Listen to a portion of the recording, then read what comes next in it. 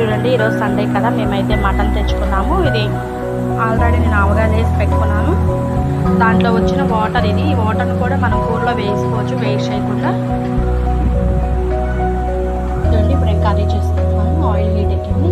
2 యాలక్కాయలు, లవంగాలు వేసుకున్నాను. చాలా అంటే ఎక్కువ మసాలా దినుసులు, ఉల్లిపాయలు, పచ్చిమిర్చి వేసుకున్నాను నేను. ఇవి కూడా కొంచెం వేగనిద్దామని.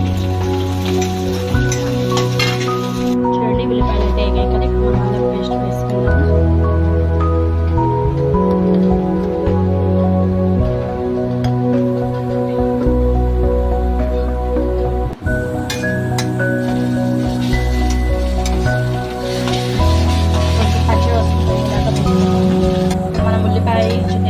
కొబ్బరి కలిపి మిక్సీ పట్టుకున్నామని ఆ పేస్ట్ వేసుకున్నాము. తగినంత గ్రేవీ తగ్గట్టు వేసుకోండి మీరు.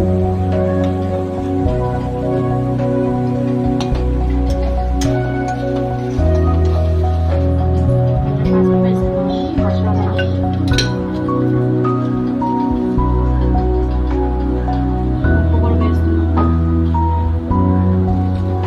చూడండి, నేను టమోటా కచ్చాపచ్చగా మిక్సీ పట్టుకొని వేసుకున్నాను. టమోటా కాయలు ఇలా వేసి బాగా కలర్గా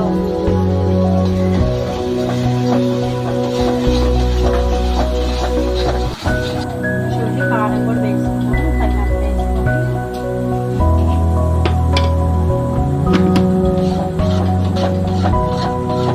చూడండి, మసాలా వేగింది. బాగా పచ్చివాసన పోయేలాగా. టమాటో ప్యూరీ కూడా బాగా వేగిపోయింది. చూడండి ఎంత కలర్ వచ్చిందో, బాగా కలర్ఫుల్గా. ఇప్పుడు మనం మటన్ ముక్కలు ఉడికించి పెట్టుకుని వేసుకున్నాము. అయితే కొంచెం కారం సరిపోలేదండి, అందుకని కొంచెం వేసుకున్నాను.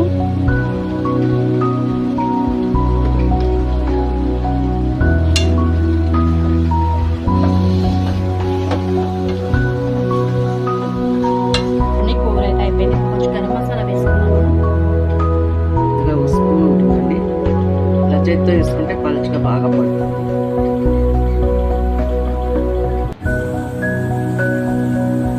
చూడండి, కూర అయితే ఉడుకుతుంది. ఆయిల్ మొత్తం బయటకు వచ్చేస్తుంది కదా. చూడండి, కొత్తిమీర, పుదీనా వేసుకున్నాం ఇప్పుడు మనం.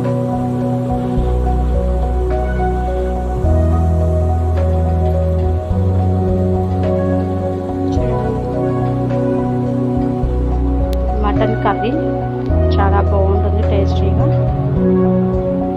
అయిపోయింది కదా, అది ఇంకా ఆఫ్ చేసుకోవడమే కదా. ఇంకా స్టవ్ ఆఫ్ చేసుకున్నామండి. నచ్చితే లైక్ చేయండి, షేర్ చేయండి, సబ్స్క్రైబ్ చేయండి.